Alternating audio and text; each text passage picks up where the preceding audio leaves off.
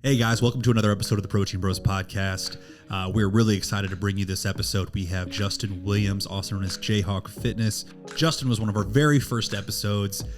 He has overcome cancer to go on to become an IFBB Pro in the physique division. He's an unbelievable human being. He talks about the growth of his business, his own personal growth as a person, how he diets people down, how he coaches others, how he's scaling his business currently. He's newly engaged, and he's living in a new city in Phoenix and Scottsdale. And so he talks about all the differences between being a guy growing up in the Midwest versus now being in one of the epicenters of the fitness industry right now, which is the Phoenix Scottsdale area. As always, thank you guys so much for listening to the Protein Bros podcast and supporting. Let's get into the episode. My oldest brother is, he's the guy that writes all the State Farm commercials. Mm-hmm. And he was telling me about the most recent season. He's like the most excited about this season, and he just left that company, so he's no longer doing it. But he said they did work with Kelsey. I think they're introducing somebody this year. Really? Maybe somebody. I think maybe they might be introducing Josh Allen or Joe Burrow or something. As part of like the State Farm, like correct, because they got rid of Rodgers. Mm-hmm. So we'll see. But all in all, awesome time.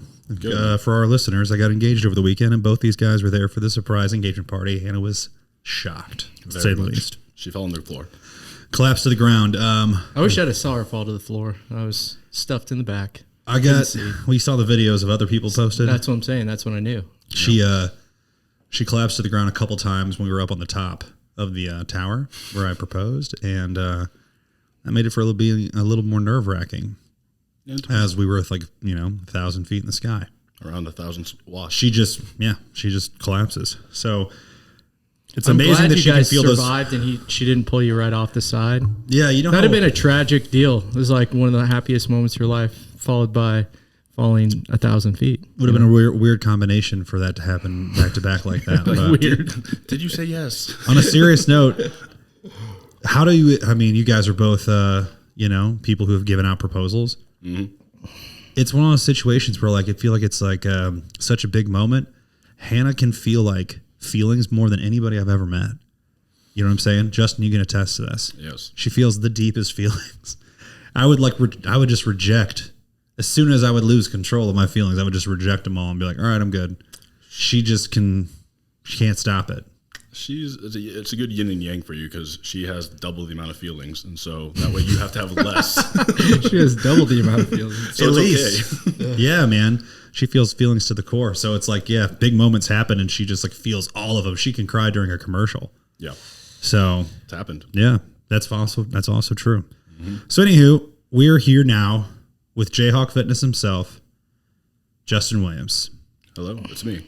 He's also CEO, COO, head marketer for JustinNutrition.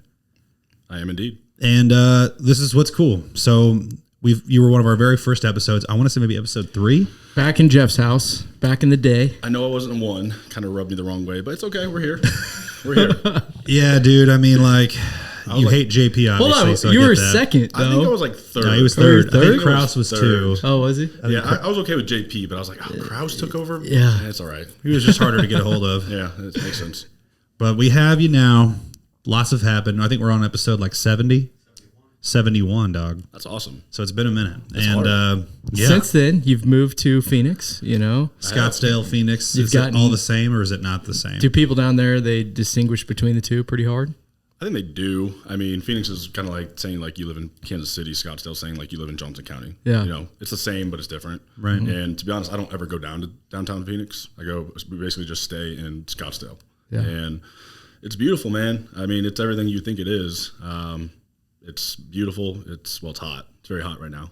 3 months of 115 is pretty brutal. This weather's amazing. 75 and it's cool. A dry heat.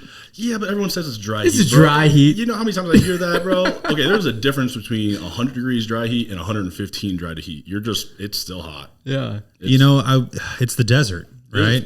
You're in the desert. So I was planning on this dude's trip with our friend Justin Fiermeyer, and he's like, yeah, dude, we were planning on going to Austin, Texas. And he's like, I would do anything not be in 100+ degree heat right now. He's like, I just can't. He's like, we got to go somewhere else. Yeah. I think it really comes down to, it's not so much the daytime, it doesn't drop off. And so it'll be like 10 o'clock at night, it'll still be like 105. And you're just like, you just need some kind of reprieve. You just need some kind of like cool air. Because the opposite part, or the contrasting part from coming from the Midwest is, it's really hard to get cold water. So like when it comes to like showering or like just like drinking water, it's like everything's hot. The pipes are always hot. Everything's always hot. Your car is hot. You have to be careful with like starting your car and like sitting on leather seats. Leather is not a luxury out in the desert. It burns you. So, but we love it. Yeah. Things you wouldn't think about. Things you wouldn't think about. And like it's just like 4 months out of the year that's just like tough. Yeah, and then it's paradise. Right. And I absolutely love it. Yeah, I've been out there I moved out in March of 2021. So been out for a little over a year and a half now, coming up on. Starts to feel a little bit more like home now. Starting to slowly. Kansas City's still home for sure. But it's starting to feel more like this is where I'm going to be. This is your normal. Yeah. What's the fitness scene like out there?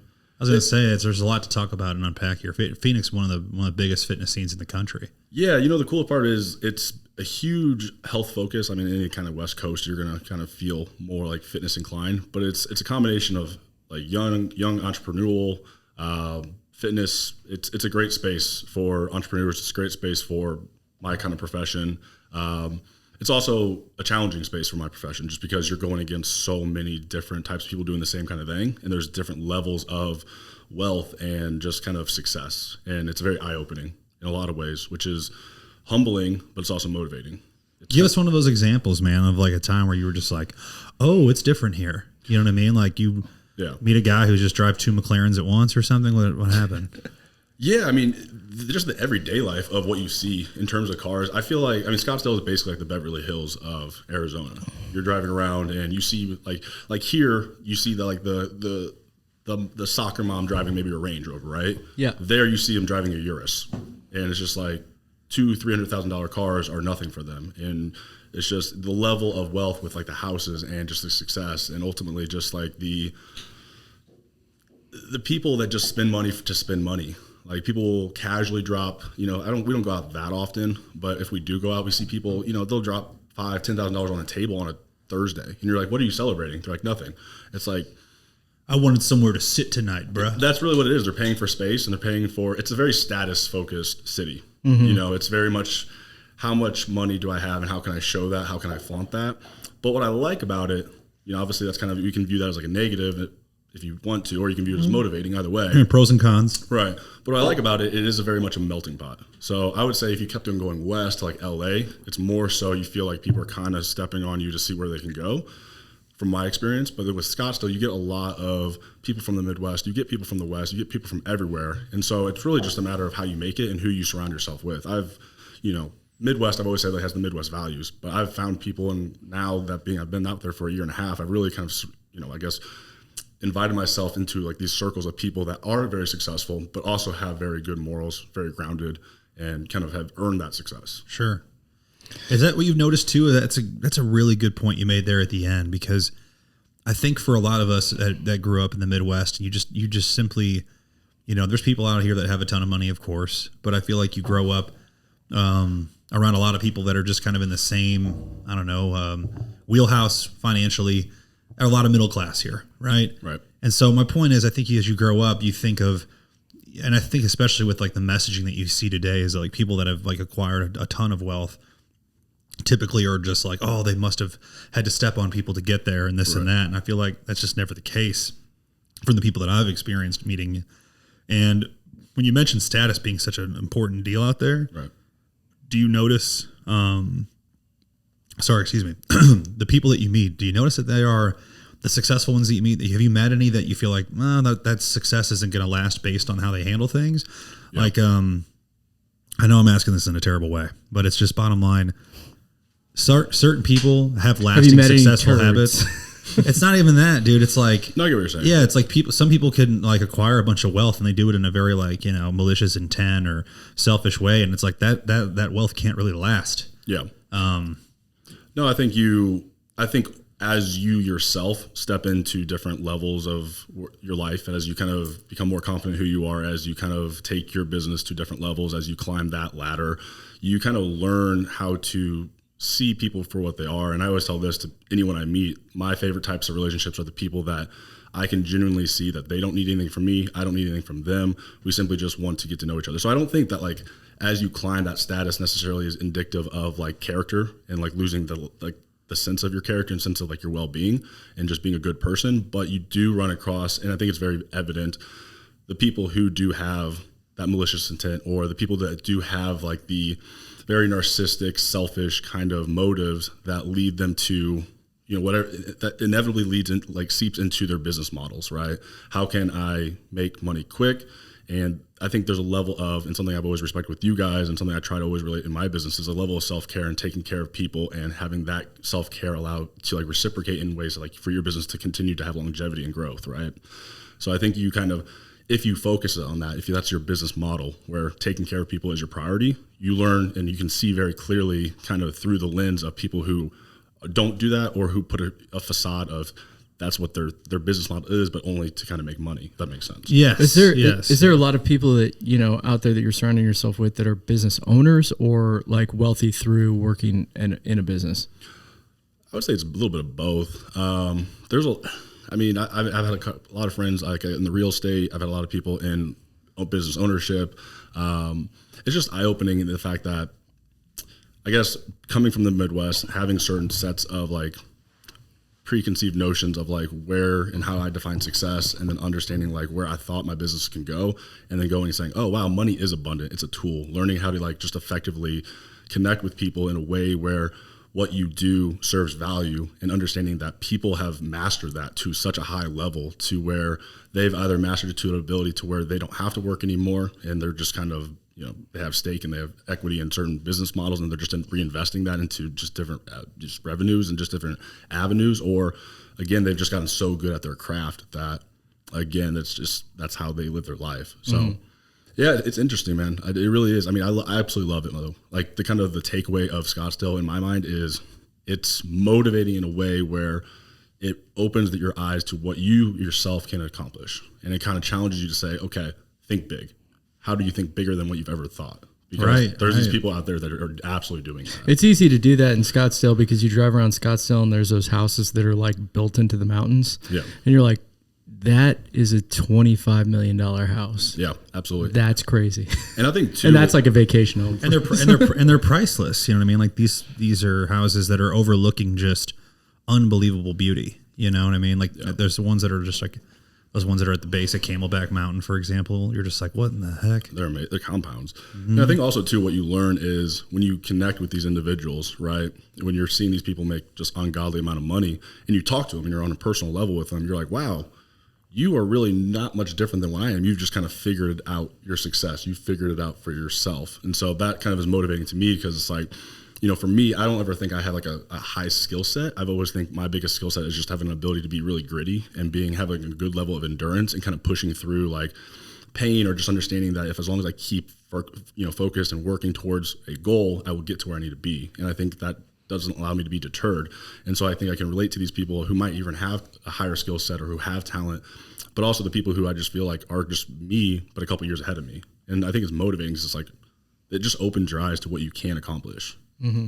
No. You're in this great spot now, dude, where you've been able to scale your business. When we talked last, a handful of changes, dude, and we're going to touch on them all, but you're now an IFBB Pro, physique competitor.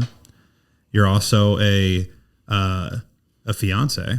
I am. Engaged as well. Engaged crew. Shout out Rachel. Shout out to Rachel. To the fiance. She's got a show coming up in, what'd you tell me, 6 weeks? Yeah, about 6 weeks on September 30th out in Arizona. She is also an IFBB Pro. She is. And so, legitimate power couple here, trying to compete, trying to go, I'm assuming to the Olympia stage at some point is the goal. Yeah. And you guys are also, like I said, both business owners. So you guys have a lot to touch on, but you're now scaling your business to a point where you have people that work with you on your team. Right. You have several employees now. And you were looking to scale it even further from where it's been the last time we talked. Yeah, absolutely. Let's talk through that, because for a lot of people, they're looking to just try to learn how to make money just offering their services, themselves. Yeah. How do you get to this point? Because you just talked about this, but, there's a lot more depth to this, and that is just as you're working down in Scottsdale, you're recognizing, okay, there's levels to this, and I'm trying to open my eyes to what's possible and think bigger. Yep. we've had lots of talks on this. So where are we at now, and how did you get there? Yeah, great question. I mean, a lot to unpack there. Yeah, so I mean, I've been in business for 10 years, and I'm the type of guy who I would say I'm a fitness guy first, and then learning as I go, failing forward with a lot of business models, and just kind of typical business owner where it's like I want to do everything on myself. I want to think I can handle everything, and I think that's the biggest struggle with any kind of entrepreneur or small business owner is trying to take on too many roles for too long and thinking that you're the best at it and not allocating.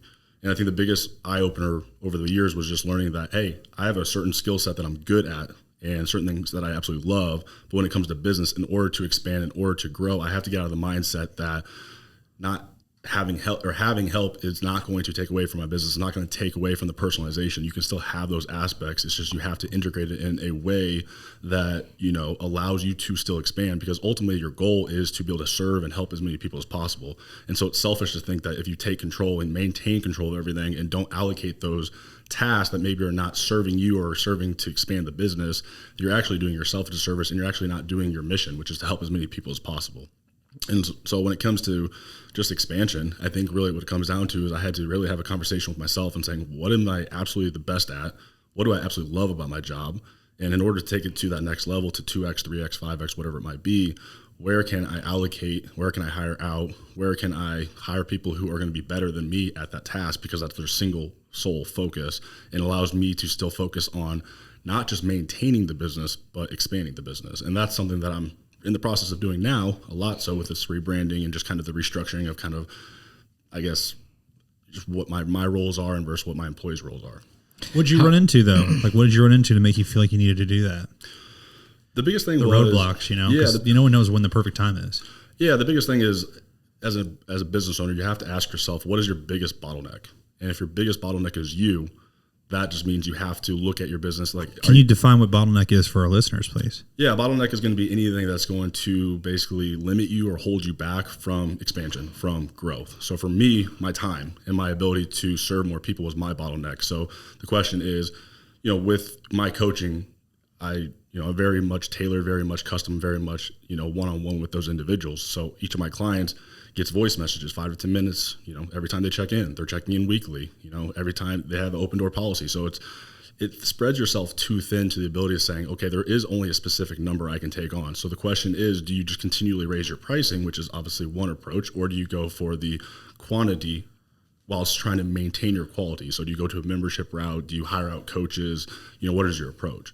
And so you can hybridize that, and you can be more of a commodity, or you can kind of focus on that quality of care and just be, in terms of how you sell your products and what you promote, you could just be that top tier, high ticket offer.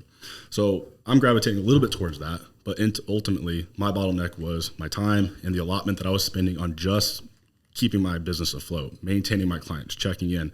There was no ability to work after, 40, 50, 60, 70 plus hours a week to actually focus on growing the business, to do paid advertising. Yeah, working on the business versus in the business. Exactly. And that's the biggest thing I'm working towards this year, is just growing the business. And I had to step back and say, okay, the bottleneck is me. Where am I spending much of my time? And not saying that it wasn't providing value for the business, but where could I, again, hire out for that? And that's kind of the biggest focus I have been, is just hiring out and allocating, but training people and having, your SOPs, your standard operating procedures, to where they know exactly what they're doing without you having to babysit them. Sure. And then giving that trust away, or giving that, confidence away, to saying, hey, you can lean on me and reach out to me at any point, but you have to make it so dummy proof to where they know exactly what they're doing. It allows you to still focus on your clients and still have that personal touch. How many people do you have now? Right now, the team is a little over 100, 115. Nice. But how many people do you have working for you? Oh, excuse me. We have 3 right now. Yeah. So the big thing with that is, so you have operating procedures, knowing exactly what they need to do, but you have the other side of that, which is when you're growing a team, you have to be able to paint a picture, and that is probably a new thing for you, is painting the picture for your guys, or basically motivating them and telling them, hey, this is what we're going to do in the future. Has that, talk about your development into a leader in that respect. 100%. And that's the biggest thing I would say has changed over the years, is the fact that, obviously my education and my fundamental understanding of what to do over the years, over the past decade of gaining experience has evolved, has improved.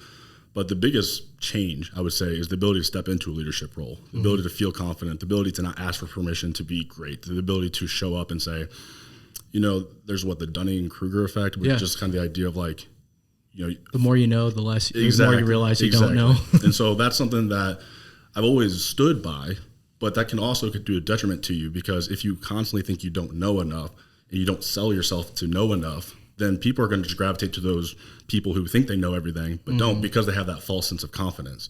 And so there's an ability of, through experience in your life, you kind of understand that the experience is going to build your confidence or it's going to take away from it, right? Because you either have a track record of showing up for yourself or you have a track record of not. And that can be motivating either way. If you believe in yourself and you constantly show up for yourself, it kind of puts you in a position to say, I might not know everything, but I know that I will figure it out. Right? Yeah. And when you have that confidence, you're able to step into that role and you're able to understand that, like I said, maybe I don't know everything, but I am an authority figure of this. I've done this for 20 years now. In terms of fitness and health, I've had my business running successfully time after time, growing for the past decade. So you just step into that position of just confidence. And I think that allows you to kind of cascade in everything you do, but also understanding as a coach, you have the ability to operate from, you're managing operations, but you're also managing people. And you learn that from a coaching perspective, but that managing people is different than managing employees. For sure. And I think there's a difference of like learning how to keep employees motivated and keep them task oriented, keep them focused, and keep them inspired enough to see the vision that you're working towards. Yeah. With following up to you having these 3 employees that work with you now, and 3 people on your team like this, and so the biggest question I think that comes to mind whenever you're scaling, and I would say one of the bigger fears that you would have, and you can please correct me if I'm wrong on this, is just you're going to find yourself wondering, are the people that pay me for my help right now, are they going to feel like there's going to be a lack of quality if they're not talking directly to me? Right. And so as you work on your business, you were the sauce, if you will. Do you feel like you have the systems in place to where the sauce is now going to be the how, not just you? Yeah, I mean, it's an ever-growing and ever-learning experience, because that is kind of, as a business owner, especially as a service-based industry, you really focus on the care, and you focus on like making sure that quality of care is always going to be met and matched with whoever they're engaging with, right? And so I think there is a little bit of give and take. And the idea is, I thought that, fortunately, I do have what I would consider like a unicorn as an employee, who she wears many roles and she's great at what she does, and she does have that care component, and she's very loyal. And I feel like, she's going to be in for the long run. So it's a matter of... Is this Rachel we're talking about? This is Rachel. Shout out Rachel. Not my fiance, other Rachel. Yep. I know. So when it comes to that, it's just a matter of taking care of them enough to where they feel empowered, where they feel like there's incentive for them to want to continue to grow in the company, giving them trust, giving them responsibilities, and like wanting them and finding those people who want to kind of not people please, but rise up to the potential, show, prove themselves in a sense. They believe in the culture. Yeah. And so if you believe in the culture, and that's something that, again, is, you guys have done an amazing job First Form's done an amazing job, is just community, right? And just building culture and just building like a belief system and core values, right? And so I think that's something that's extremely imperative to have as you grow. So again, as you do take maybe less roles as that forefront, it's something that doesn't get saturated or diluted with more hires, right? And so trying to hire people with the right culture, with the right mindset, instilling them with confidence, making sure they have the right standing operating procedures, it's a scary thing, because it's your baby. When you own something, when you're building something, and when it's a service base, so your reputation is your name, it's scary to let go of that control. But again, understanding that your focus has to go on expanding the business and growing the business, and still having that community base and still being in contact and still having that open door policy with them, I think it instills still a sense of family and still a sense of community, no matter who they're working with. And so it is tough, because you are the face of the company, but eventually the whole point of growing a business is to not necessarily be the face of the company, but just have the company be representative of what you stand for. For sure. Did you guys establish core values in this new rebranding? We're working towards, I guess we don't have like a list like you guys do, I could say, but it is a conversation we have in our kind of weekly meetings, and just kind of like what we're working towards and who we are and just kind of what we stand for. Totally. It's a little bit different when you don't have a physical place. Yeah. What's since moving to Scottsdale and basically going through this rebranding and hiring people, what's been the biggest thing that sucked? Yeah, it's a good question. So, being out in Kansas City since, I don't know, it's basically my whole life, and starting my business here and having that community base and kind of having the name recognition, the exposure of that sense. I think the biggest thing was recognizing that when I moved out, there was going to be a sense of not being known and not being anybody that mattered, and stepping into, from a big fish in a big pond into a big ocean being a small fish type of concept. So the big thing was using that year, because there's so many transitions in my life over the past couple of years. And so using that as incentive to keep pushing, but also I had to spend a year really getting grounded, making connections with people, growing the business, making sure that I was able to take my concepts that I applied in Kansas City and apply them into a bigger market and feel like we were moving in the right direction. So I feel like that first full year was really me kind of laying roots. And I think that was a change that was needed. Right, because I wouldn't say I was getting comfortable, but I was getting more. I was feeling complacent. Maybe. I was complacent. I was feeling confident. I was like, I'm doing well in Kansas City. People know me.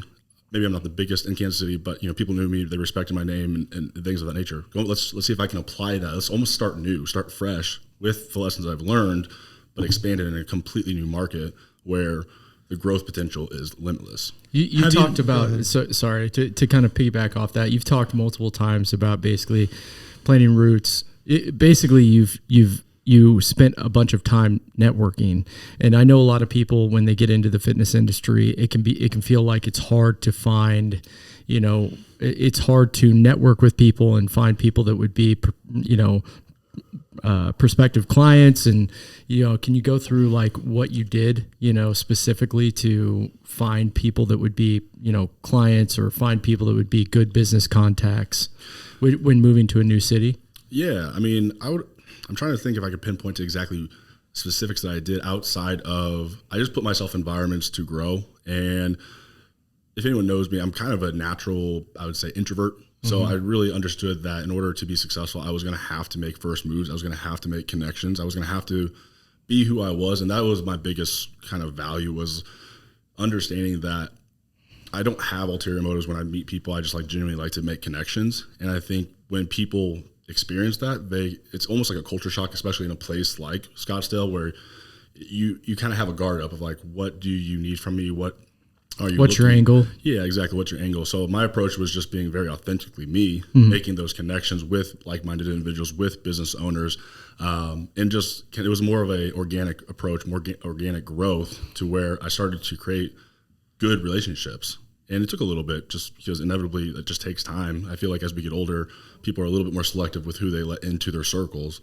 And I think just by being that individual, by being into those environments, by being in those circles, it opened the door to allow me to, basically say, if there's anything you need, I'm here to help. Not so much what can you do for me, or let's have a trade of service type of thing. Right. I think that organic growth conveyed well in a market that kind of desperately needs that. Yeah. You just honestly were going to be a good person. That's be an honest, good person, and then people reciprocate. You were, and to be fair, like you went there with knowing who you were. Yeah. And so a lot of people are going to a new city to, in quotes, find themselves. Yeah. To try to prove to themselves that they are who they think they are, so on and so forth. And you meet a lot of that in the fitness industry. And so for you to already be established, to already have a strong business, already have your pro card in this moment, as you're entering there, and you're just like, I've checked the boxes that most people are trying to get to. Yeah. Right.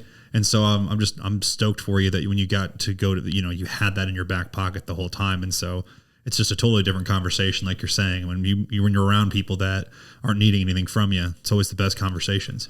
Yeah, I would agree. And I think ultimately, I've said this quite a bit, but my 20s were my trials. I went through a lot in my 20s. I learned a lot in my 20s. Life was great in a lot of ways, but growing a business, going through a lot of different aspects personally. I think as I stepped into my 30s, before even going to Scottsdale, as you mentioned, I felt very much, this is who I am. This is what I have to offer. It's time to step into that and have confidence with that and not second guess yourself. And I think when you convey that in a organic way where you're not pushing the envelope of being like, I know more than you, or I'm better than you, I think, again, it attracts the right people. I'm a big believer in law of attraction there. Mm-hmm. Sure. You have we talked, you obviously have gotten your pro card. What's competing been looking like for you lately? And, how's this year been treating you, and what do you have planned for next year? Yeah, great question. So I won my pro card at the end of 2020, and I competed last year for my pro debut, and I did 2 shows. Very quickly and very evidently, the feedback is you need to get bigger, and these guys keep growing; they keep getting bigger and bigger. So for me, competing is it is wild. Men's physique. We should not just glaze over this because physique. Let's find some pro physiques here, Luke. Throw them up here because, I mean, you're stepping on stage at what weight? Where were you in Salt Lake City? I was 200 pounds. 200 pounds of sheetrock, and for anybody who's listening to this, most people. If Justin walks in the room, you're like, well, what the hell is that? And so for him to get the feedback that he needs to put on more mass just kind of gives you an idea as to like how big men's physique guys are actually getting. Yeah, they're getting pretty big. And thankfully I've had a very successful year since then of growth. So I'm excited to eventually get back on, but my perspective has changed. Yeah, dude, come on. There it is. That's a classic picture right there, dude. The first time you ever feel big in your life is when you catch a glimpse at 14 in a freaking, reflection of a car. You're like, dude. A little post-workout. Mine didn't look like that at 14 though, unfortunately. It's close. Yeah, it's close. You're close. I saw it. No, I mean, ultimately, it's just, I think your perspective changes. The goalpost changes every once in a while. The ultimate goal is always to get the IFBB Pro card. Do I want to step on stage? Absolutely, for the Olympia. But my priorities have changed. My priorities have changed completely to take care of my people and to be more so taking care of my business and take care of my family. As we talked about, I'm engaged. I'm getting married in March. Rachel and I have full intentions of starting a family very shortly after that. I'm 32. She wants a little village. I said, let's have a small village. She wants a big village. So we'll see where that goes. Define big. She wants 4, and I want 2. Yeah. So we're going to start with 1. Dude, go with Kyle's 4. chilling at 3, and he's like, go, just do, do 5. I've been told that once you get past 3, I had this conversation with my parents over the weekend. They said, well, once you have 3, you're outnumbered. Then they just all start helping you after that. So they're like, 5's actually better I'm waiting than 3. for the helping part. When the hell does that happen? Yeah. Yeah, so I mean, as far as competing, Rachel's competing this year. I did 75 hard earlier this year to kind of support her, and I really enjoyed that because that was one of the first times, at least in a long time in recent memory, that I dieted down and stayed diligent for something that was not like contest prep focused. It was just more lifestyle. Could I do this without having the mental, emotional date in mind that I had to perform, right?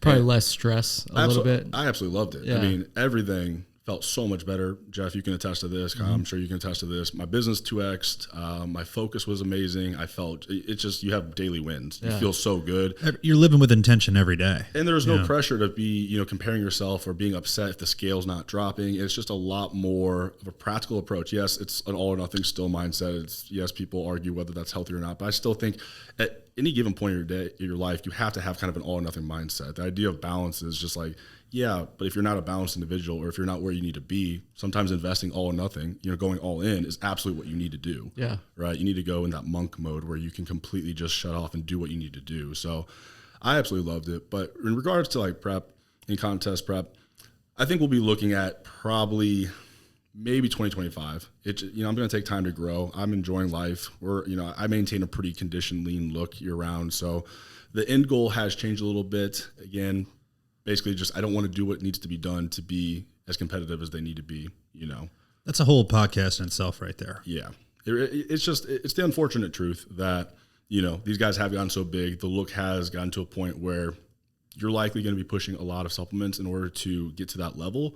And at that point, being 32 with wanting to start a family, having had cancer in the past, it's like, am I willing to put my body through? And what am I willing to just understand that I've proven enough to myself. I walk the walk, and that level is not necessarily going to make or break my business. What I do and how I focus on my business is what's going to grow my business. Yeah, it doesn't define success for you anymore. No, and the argument, it's tough because yes, it's great. Yes, it shows who you are. Yes, it's something you personally can work towards, but inevitably it does take away from your focus towards other aspects of life. As much as you try not to make it selfish, as much as you try not to make it extreme, as much as you go through and you learn kind of how to incorporate balance, it still does take away. And for me, I'm in a growth phase. I want to grow my family. I want to grow my life. I want to grow my business.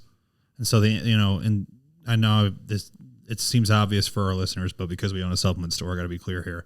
These are not supplements. We were talking about anabolics. We were talking about anabolics, yes. Yeah. And so it's a lot of anabolics. So you're saying that this would just have to take for anybody at this point, unless you have just the most ungodly, freakish genetics, because if you're an IFBB Pro, you typically already have genetics to go with it. Right. If you're getting this far.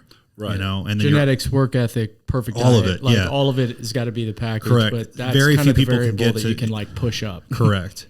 Yeah, and for me, I'm not advocating either way. Like, I want you, anyone who's listening, I want you to be healthy. I want you to make mindful choices. I want you to understand that if you have goals, work towards them. And if you want to go that route, great. But you should also be well informed. You should be educated. You should be mindful of how you do it, what you do it. And you should also understand that this sport, for most people, is not going to be a living, right? It's going to be a hobby that could provide open doors to sponsorships and things of that nature, or it could help you grow your business. But the actual aspect of competing is not going to provide you a high quality life, and there is a lot of sacrifice to it. So, I'm never an advocate of utilizing anabolics for just simply. This is kind of an getting off the subject, but what's your take on the younger generations? It's almost like flippant, online culture that is around anabolics now. Because it's crazy. I mean, I'm sure that culture was there when we were growing up too. Right. It's just online wasn't like a thing, but I'm sure there was people out there that were, willy-nilly with that kind of stuff. But now online, you see it in your face all the time. It's just another level of like shock culture, right? If Yeah.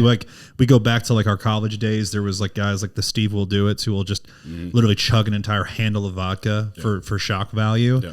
And it's like, that's already been done. So now what are people doing? And they're like, I'm going to just, pin myself with Tren in the bathroom of this airplane. I've seen that. Yeah. Well, Like, who was this? It was just some random viral video. just a dude trying to be viral. Just like dude. It worked. Here we are talking about it. Yeah. Here's the thing with it. Because as you guys were talking about it, I agree. Like, back in the day, right? Like, it was taboo to kind of like talk on these things. Like, it was almost like assumed, right? Are you natty or are you not natty? And like, people would like just kind of, beat around the bush, or they just wouldn't discuss it. Now it's almost, I feel like it's gone to one extreme to the other. Because yes, I think if you're like quote unquote an influencer, or if you're, showcasing your physique, I think being honest with people too, you can argue it's like, it's your own life. You don't need to like be a complete open book, but sure. I do think having some sense of honesty about it is great and respectable. And I think there was a small phase where that was respectable, but I think at this point it's swung to the extreme where it's almost like, now everyone's showcasing what they're doing and kind of talking about it, to where I do think people are impressionable, especially younger guys, especially guys who like see these guys at the same age making, 6, 7 figures, and just associating that with, well, in order to do that, I have to do X, Y, and Z to be competitive. And I just think it's just a really dangerous route for society and just for younger guys, especially, to go, because they don't understand the ramifications long term to reproductive health or their heart health or their longevity. They just are wanting to be the best or the biggest or the most shredded or to be the most viral on Instagram and TikTok. And I think it's an unhealthy space that you have to be really mindful of. And I think there's a certain responsibility as people get older to make sure you educate that, or at least from a coaching perspective. And that's something in the coaching industry that's a whole other conversation. Just like as a coach, like walking that line with like those who you coach and like them wanting to do stuff, to make sure that they have a very clear understanding of what that actually entails, what that means, what the risks are, and are they sure? Make sure they make an educated decision, because unfortunately there's a lot of coaches out there that will, push. Dude, yeah. I'll even say this, man. When I was really young, I was like 24 years old, something like that. At the time, there was like synthetic test boosters you could still buy over the counter and so forth. Mm-hmm. But I'll never forget, I asked a guy that I trusted that was older than me, that had a great physique, and I'd always struggled with body fat, and I'd always like had a hard time trying to put on size but making it look lean. And I just remember being like, "Hey, dude, like I'm ready to do this. I want to like take something that I couldn't buy from our store. How do I do it? What do I do, etc." And I like had this honest conversation with this guy, and he's like, "Hey, man, I just want to make sure you know this." He's like, "If you take this, you will never look the same." He's like, "You will never look the same if you take what you are asking me about." He's like, "You'll just never look the same. Are you sure you want that?" And I was like, "No, I'm not. I'm not sure I want that." So I never did it. But I just remember like that scaring the shit out of me, because he was like, "Dude, you're going to literally never look the same."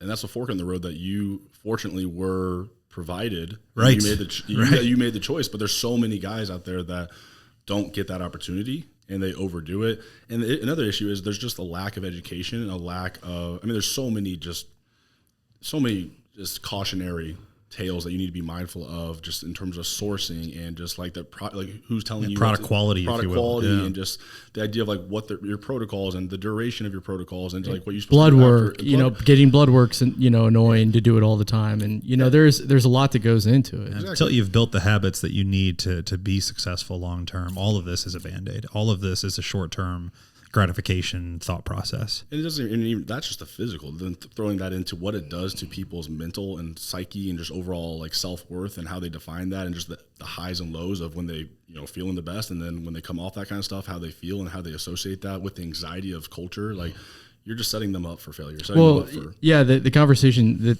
that guy had with you, it's almost like he should have said, you're never going to look the same, and when you look a lot better and then you come off it and you don't look as good, that's the part that a lot of people have problems with, where it's like, damn, I'm not as strong, or I used to be able to do this or yada yada in the gym. Oh yeah.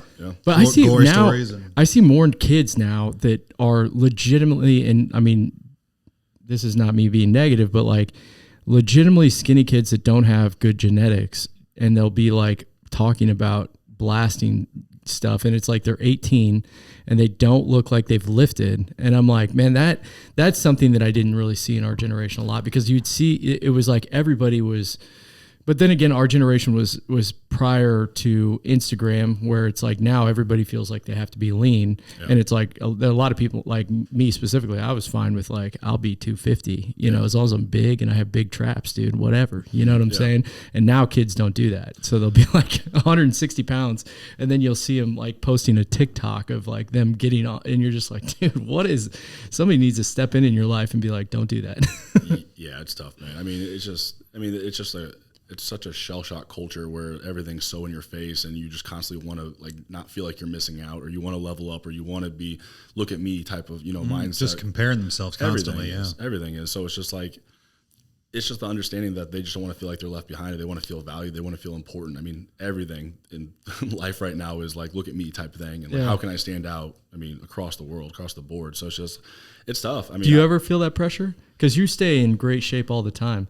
Like, is that something that you do from a standpoint of that's just who you are and that's where your values are? Or do you feel like the pressure from your business? So that's a great question, because I think that has changed over time. I think my appreciation for where I'm at and kind of I guess I would say my mindset towards it, because I think when you get told, like with anyone, right? Like if you're a fat kid, right, and you can kind of identify yourself as a fat kid for the rest of your life, and that's who you see yourself with, even if you're not, and that could cause people to like always want to like diet, or they have the yo-yo diets, or they just associate themselves with something that maybe one person said, or just who they were in the past, and they never really grew out of that persona, or that belief of who they are as themselves. For me, growing through, and I was always kind of the guy who was like leaner, who had the abs, and so I did associate myself with wanting to always have that look, but over the years, I've been able to kind of shift that into, I think, more of a healthy approach to saying, I do want to live healthy. I do want to, look good. Mm-hmm. We all want to look good, right? Yeah.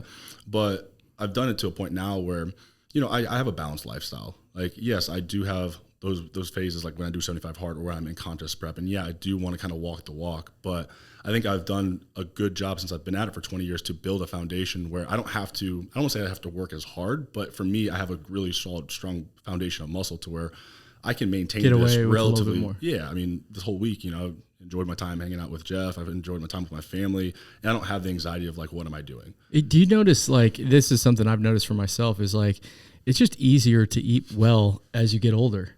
Bro, that 2009 look. Let's go. That was straight out of Jersey Shore. Are you kidding me? Abercrombie & Fitch didn't call this guy on the left? I was hoping, man. Never got a call back. But as I've gotten older, it's like so much easier for me to just not eat shitty, Like, I don't know what that is, but it's like the older... Feeling terrible afterwards? Well, it's just like the older you get, it's like, I don't know if it's a maturity thing or what, but it's very much easier to make good decisions, with food. I think it's a combination of a lot of things. I think it's a maturity thing.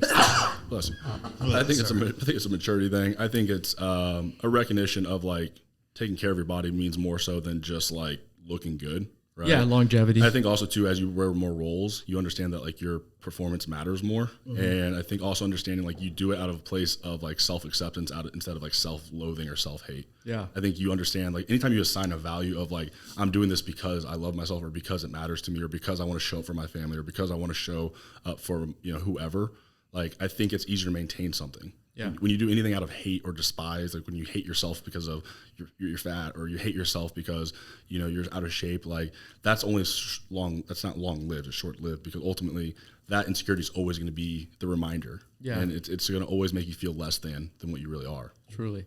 And by this point too, it's like now there is no like imposter syndrome as far as like being in fitness. It's like you are, an IFBB Pro. It's like that's just who you are. There is no like, am I, Yeah, and I think in the fitness world, I mean, like obviously I know you think you're more than an IFBB Pro, but like I'm saying that what you're trying to say here is like you're just very secure with who you are now, so it doesn't. Yeah. That doesn't drive you the same as it insecurity used to doesn't be. drive the Right. basically exactly what you were saying. Yeah, I think as you continue to show up for yourself, you kind of develop a track record, right? It's like you don't necessarily. I think it was Alec Hormozi said, you don't need motivation, you need evidence. Yeah, the stack of outwork your self-doubt. Yeah, it's just like if you can constantly show up for yourself, it's almost like delusional for you to second guess yourself, because you're just like, I've been through situations like this way worse. Yeah. Or I've done this. I've showed up for myself numerous times. You look up, the last 10 choices that you made, were 9 of them about being the best version of yourself, then that's probably who you are, not the other one. Yeah, absolutely. You're in a unique situation now, like I said, where you've grown from this so much. I'd love to ask you now, if you go back and gave advice to, Jayhawk Fitness freshman year at KU and Lawrence. Abercrombie Fitch. 2009. Yeah, dude. I mean, if you go back and give yourself advice, truly think hard about this. What would it be? Like, what would be the thing you wish you could tell yourself? Because I know you wouldn't change anything because of where you're at today. Yeah. And all of those things meant something. But if you could at least tell yourself not to stress about what would it be? Because you're stressed, bro. You know me well. You know me well. Are you talking about from a business perspective or from like an interpersonal, like? Man, I think that's a good question. I think both. I think if we could touch on both, because I think everybody, if they could have a healthy mindset introspectively, it might help them in business to go into it, Yeah, I would say if I had to separate a little bit from business perspective in terms of like the best way I've learned to grow my business is really, I've had to find out and ask myself, who am I trying to serve? Like, who's not, because my biggest thing is I've always tried to like serve everyone, right? When I was in my 20s, I was like, I could be the coach for contest prep and women and men and all ages. If you really want to be successful in business, what I have personally found is you ask yourself, who is that single person that you're trying to change life? Who is that one person? Identify them, what are their characteristics, and answer and solve every single issue that you, if you were that person, would need or want. And if you do that, you attract those people, and those people attract those people, and you become kind of that person. You become that niche. So ultimately, niche out, right? Narrow that focus. Exactly. Because otherwise, you're just going to constantly be like second guessing everything you do, because not everyone's going to be happy with what you're doing or what you're posting or what your business model. So it's like it's really easy when you focus on so many people to let all those voices kind of get into your head and make you have that paralysis by analysis where you're just like, I don't know, like you're vanilla at that point. Exactly, right?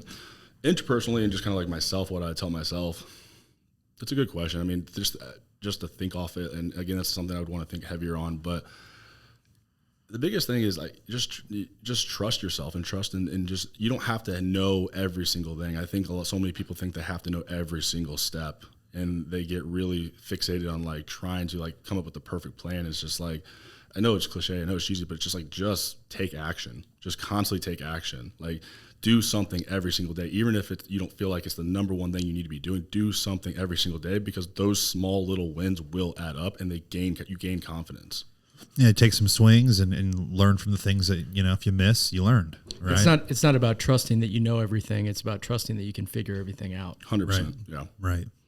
And that only comes through experience, It takes a while to realize like, I can figure it out if I have the time to do it. Well, that's another thing. If you're a 20-year-old listening to this, it's like, you don't need to know everything. Yeah. Like, you can trust the fact that is just find something you're passionate about, find something that is going to, I guess if you're trying to find a profession, find something that will be lucrative or something that's going to build a skill set to allow you to eventually go to whatever you're passionate about.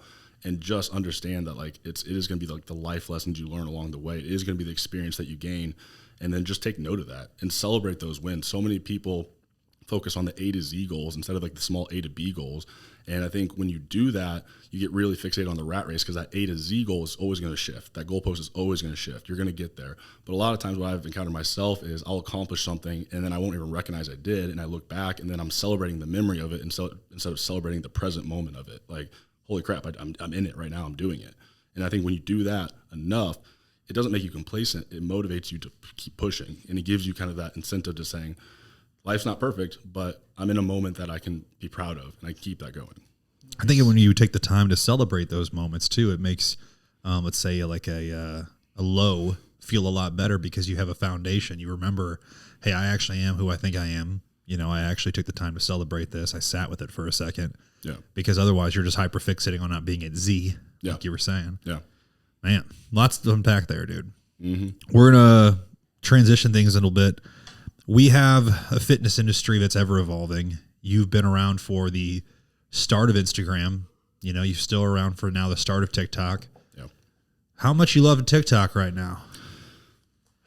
TikTok. With this growth, are you gonna transition? Are you going to start posting? How's your more? Dance moves? My dance moves are phenomenal. I knew it. But knew it. You just stand there and let Rachel dance on you. Let's not pretend like. Hey. Let's not pretend. Hey, you got some good outfits, though. I've sune you guys post outfits when you guys go to the little festivals. Yeah, and whatnot. festivals. Yeah, we keep it fun. Their church outfits are good too. Yeah, you gotta have a balance. There's an antithesis. Oh, okay. Yeah.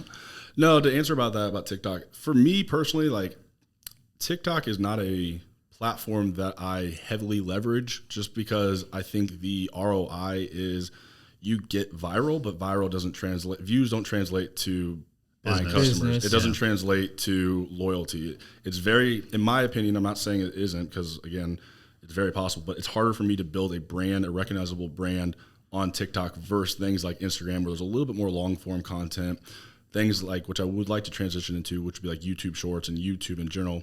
I think there's a natural pull for people recently to kind of get back into long form content. I think people are craving some sense of like depth instead of just like this surface level 5 to 10 second like flash of content. You know, I think it's great that we can simplify complex processes, but I don't think everything that's complex can be overly simplified. I don't, dude, when I watch a bunch of reels, or, you know, if I'm on, you know, Instagram and watching you any kind of short form content, I don't like what it does to my attention span. No. You know what I'm saying? Like it kind of makes me, it like almost gives me anxiety, and it hinders my ability to focus. If I'm working on something, the worst thing I could do is open my Instagram and start flipping through reels, because it's very hard to get back into like a deep work state. Yeah, 100%. And I think having between the attention span of that, and then also now introducing a lot of AI, where like critical thinking is kind of now becoming obsolete, because why would you critically think when you could have ChatGPT do any and all things for you within a second? I think it's leading to a like a scary society in a lot of ways. But I think what's also, that movie? Is it Idiocracy? Yes. Everybody's getting dumber. That's absolutely the case. Yeah. But I think it also opens a door for people who are authentic, for people who do have values, who do want to provide and educate, because there's so much of the opposite of that in our culture right now, that if you can have something, and if you can be the person, and if you can make it in an enjoyable, digestible way, I think there's a lot of opportunity for that. I agree. TikTok, there's so many things that are like it's like the try hard, like even, you know, things that are interesting. Sometimes I sit there and I think like, man, the process that this person went through to make this thing. Yeah. Just because if you've ever tried to make a TikTok, you're like, that's so much time. Like you've just spent so much time on making this piece of content. Yep. It's kind of weird. You know what I'm saying? Yeah. And what I'm working on too is like, I think there's kind of a method to all the madness, where if you do create long form content and then you hire out a video editor, or if you do want to invest that time yourself, right? Where you can chop that into, you can have your long form YouTube content, you can have your TikTok, you can have your Twitter, you can have your Instagram, all from like one piece of content. So I do think the strategy that I think is effective is creating long form content that can then be utilized for, you know, multiple content. For sure. Yeah, chop it on up. Now Jeff says chop it on up, you know. That's what we do. Chop it up. Chop it up, Luke.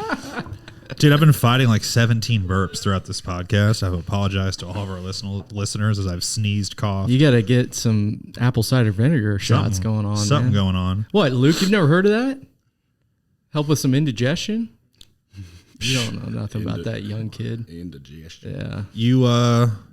You pick out where you're gonna get married yet?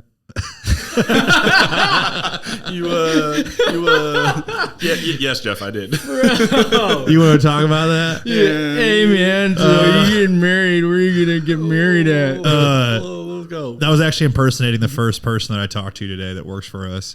Because they wanted to say congratulations, but they like caught themselves up with themselves, and they were just like, "Hey, Jeff, you guys pick out where you're getting married yet? Sure did. Is that what you wanted to know? Sure did. That really actually happened. So yes, for real though, I know you're getting married in Scottsdale, Phoenix, right? Yeah, that's where Rachel's family's at. Yep. So tell us about this, because you guys put a lot of attention to detail into things. As you do. But I don't know shit about shit. I got engaged over the weekend. I haven't even had a conversation yet with Hannah about what we're going to do. So I'm bracing for impact here. What's going on? What are you guys doing? How's it going to be special? Absolutely. Well, as you know, I like to plan ahead, and I like to pack for vacations a couple days ahead of time, unlike someone in this room. We'll throw some shared messages for the podcast here on hilarious text messages that Justin has sent me over the years of his bags being fully packed days in advance before a trip, and he has an entire pack list that he goes off of, and I've legitimately packed 20 minutes before leaving for the airport. Every time. So fortunately, with the wedding planning, it's gone really smoothly. We have a venue, we have the catering, we have an officiant, we have a DJ, she's said yes to the dress. Obviously, I haven't seen it, but she has it. I have not said yes to the tux. Is that a thing? What's the food going to be looking like? Oh, it's going to be good, man. We will have some prime rib. We'll have some. Let's go. Some prime rib. We got some. Yeah, we're fancy, man. We got some prime rib. We got a vegetarian dish for those people.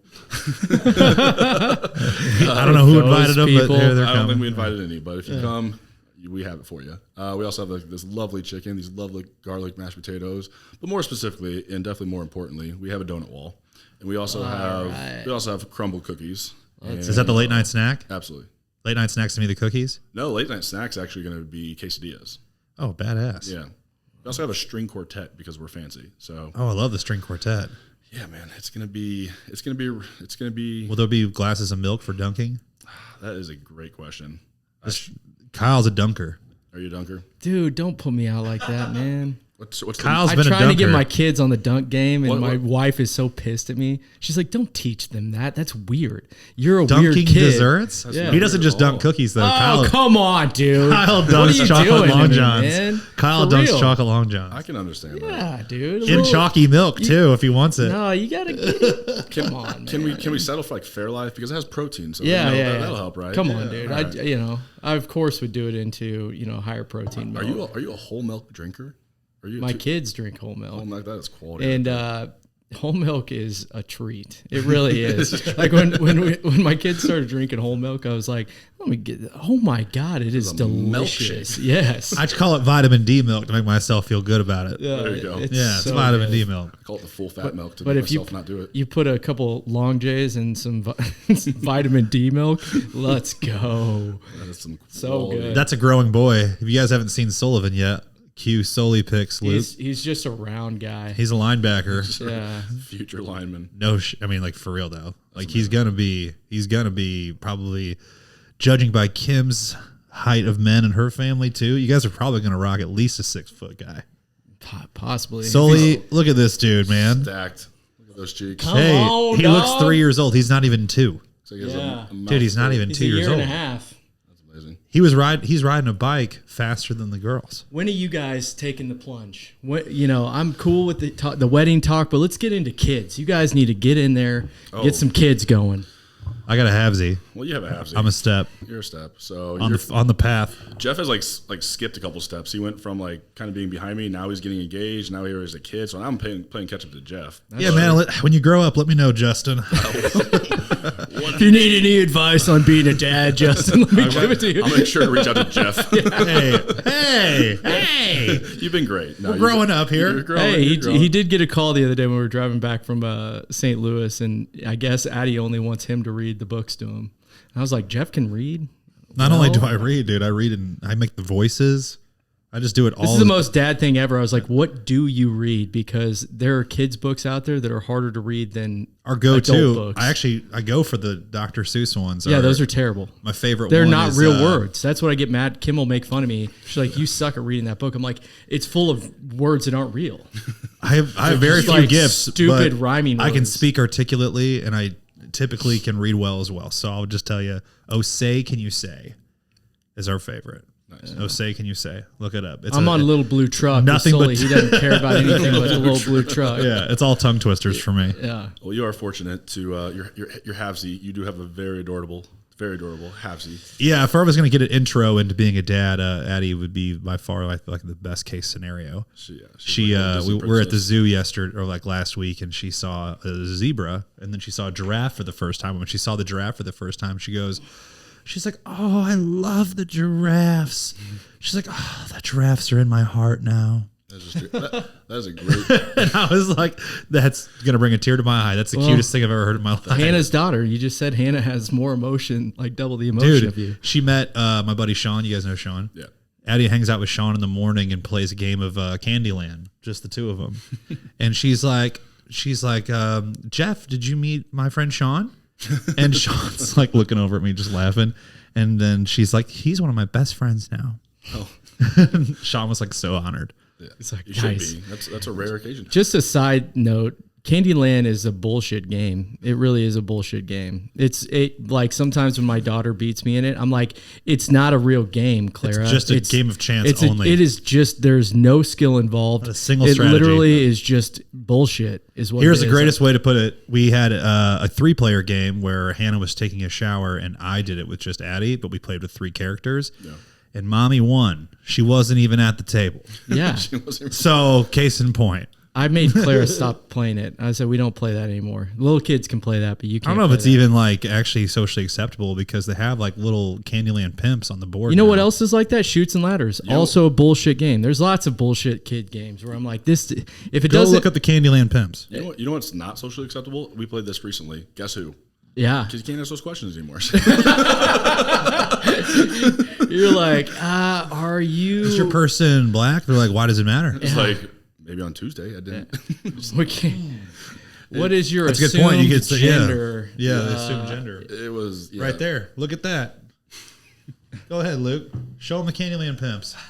Look at this dude. Look at this guy. Look at the guy upper left-hand corner. I'm pretty sure you have that robe. Upper left-hand corner. Tell me that guy ain't a pimp. That guy has a cane, pretty sure, but he doesn't look like he's... Oh.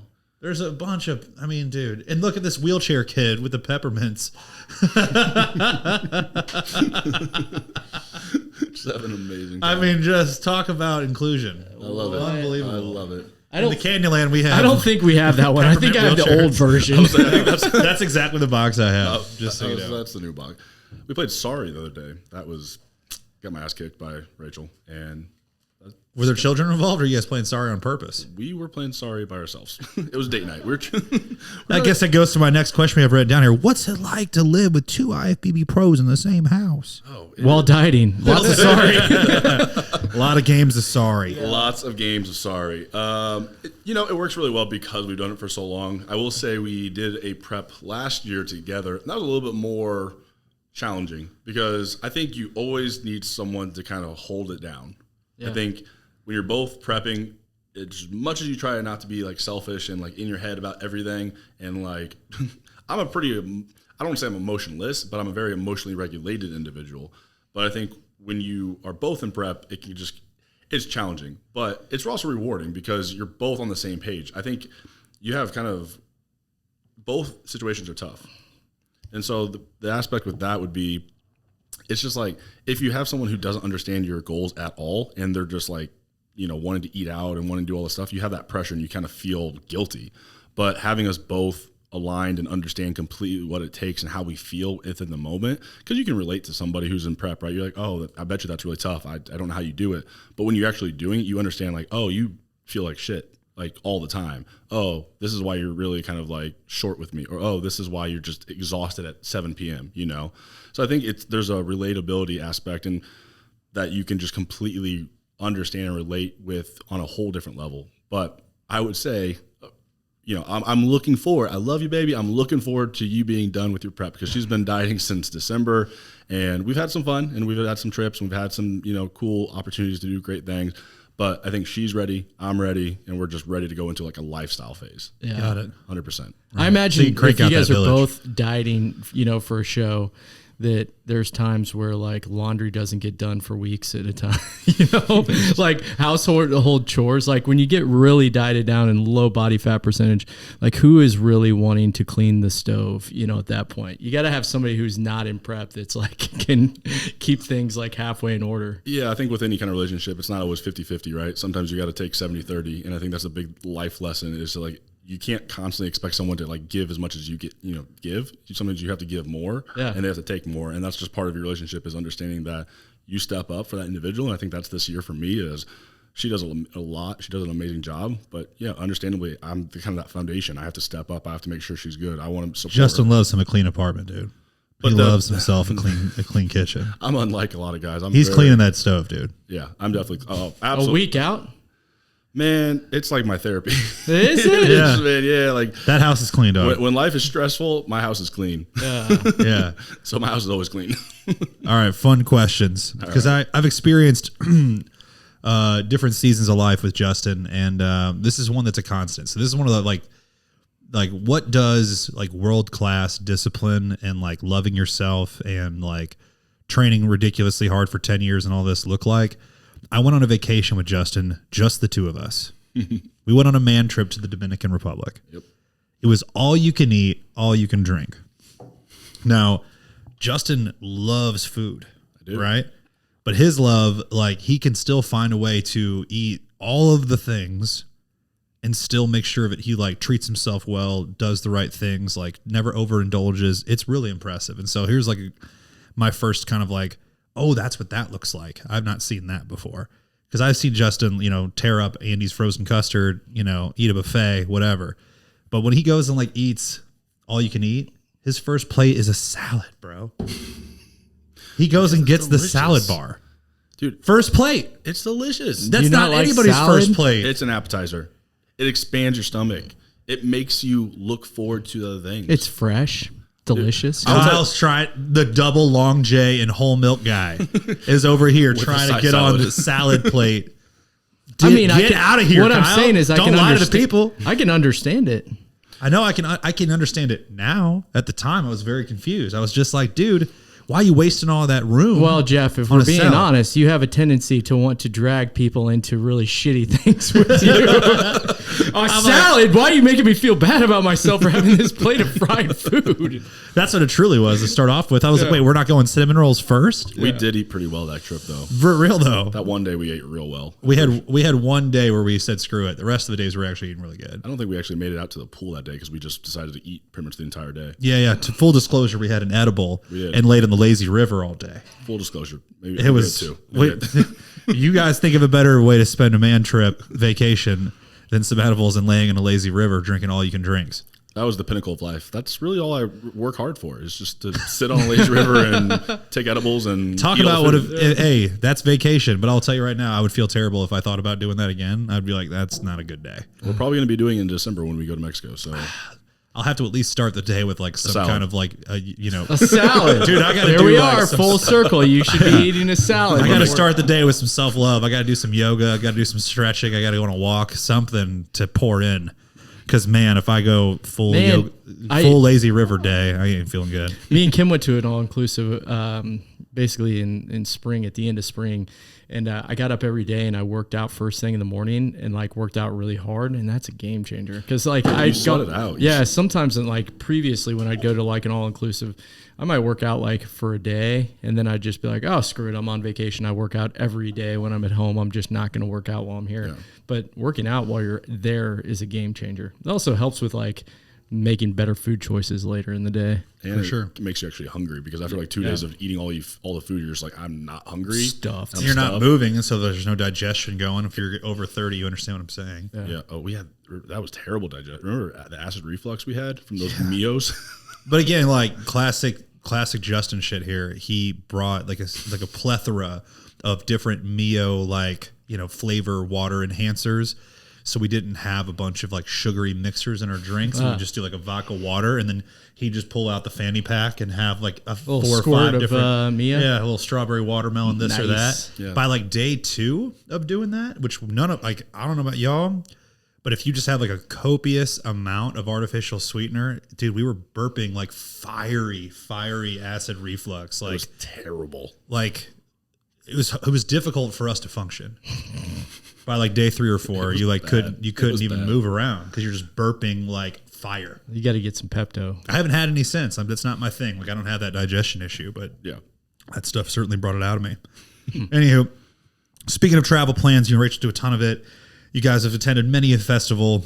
We have. So forth. What was your all-time favorite music festival? And for people who have never attended a music festival, why would you recommend them to, or would you not recommend them to? Oh, I'd absolutely recommend it. So here's the thing. Being in the Midwest, right? Growing up in the Midwest, there's like rap and country and like pop. That was like the music I listened to. So I would consider myself a very late bloomer getting into like electronic music and house music. And I'm very eclectic. I still listen to everything.